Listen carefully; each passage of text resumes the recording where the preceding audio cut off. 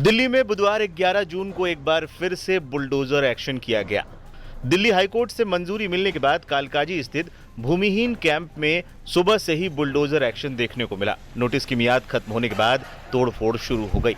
स्थानीय विधायक और पूर्व सीएम आतिशी ने बेघर हुए लोगों से मुलाकात की। इस दौरान उनके सामने ही महिलाएं दहाड़े मारकर रोने लगी।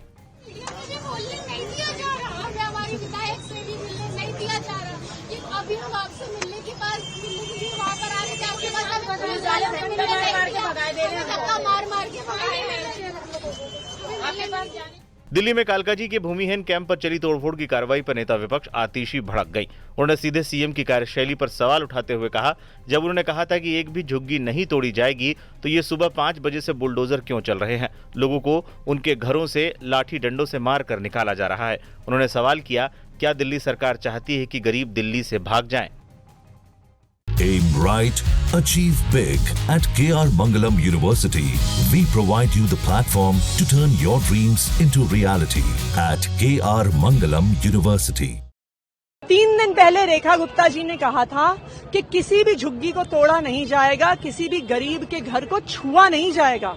और आज आप देखिए, आपके सामने कितनी फोर्स लगी हुई है, कितने बुलडोजर लगे हुए हैं। पूरे भूमिहीन कैंप को खाली कर दिया गया है। जब से भारतीय जनता पार्टी की सरकार बनी है, एक एक करके गरीबों का जीना मुश्किल कर दिया है। लंबे लंबे पावर कट हो रहे हैं, गरीब इन्वर्टर कहां से खरीदेगा? बिजली का दाम बढ़ा दिया है, अब पानी का दाम बढ़ने वाला है। प्राइवेट स्कूलों की फीस बढ़ रही है, गरीबों के घरों को तोड़ा जा रहा है। क्या चाहती है भारतीय जनता पार्टी? क्या भारतीय जनता पार्टी चाहती है कि गरीब दिल्ली से भाग जाएं?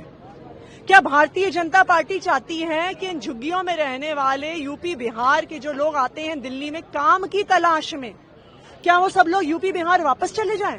लेकिन मुख्यमंत्री करिए, कानूनी रूप से किसी को भी हटाया नहीं जा रहा है। जो गैर कानूनी रूप से अतिक्रमण करके बसे हैं उन्हें हटाया जा रहा है। भूमिहीन कैंप के निवासी यहाँ पे 20 साल, 30 साल, 40 साल से रह रहे हैं।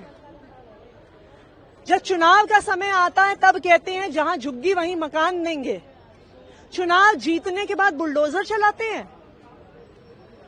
कहते हैं कि कोर्ट का ऑर्डर है, कोर्ट का ऑर्डर है। भाई, कोर्ट से ऑर्डर कौन लेके आया? कोर्ट से ऑर्डर भारतीय जनता पार्टी की डीडीए लेके आई, भारतीय जनता पार्टी की दिल्ली सरकार लेके आई, भारतीय जनता पार्टी की डूसिब लेके आई।